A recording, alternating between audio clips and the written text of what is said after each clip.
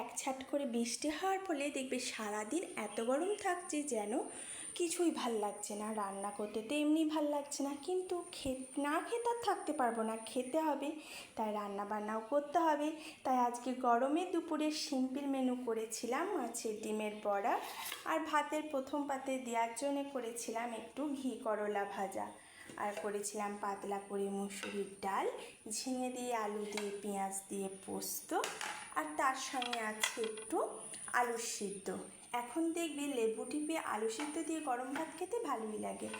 আর আছে তোমার মাছ ঝাল দিয়া। এমনি কথায় আছে বাঙালিদের দুপুরে মাছ না হলে চলে না, আর শেষ পাতে একটু চাটনি বা টক হলে ভালোই লাগে। তাই আজকে করে নিয়েছিলাম একটু টমেটো আর খেজুর দিয়ে চাটনি। আর বাঙালিদের দুপুরে তো ভাত না হলে চলে না, তাই গরম গরম ভাত। ব্যাস রেডি হয়ে গেছে আমার দুপুরে রান্না বান্না। তো কার কার এই মেনুটা পছন্দ জানিও, আর কে কে দুপুরে এরকম জমিয়ে খাবার দাবার খাও জানিও। তো সিম্পল মেনু কার কার পছন্দ জানিও। সবাইকে জানাই শুভ দুপুরে অনেক অনেক শুভেচ্ছা ও ভালোবাসা।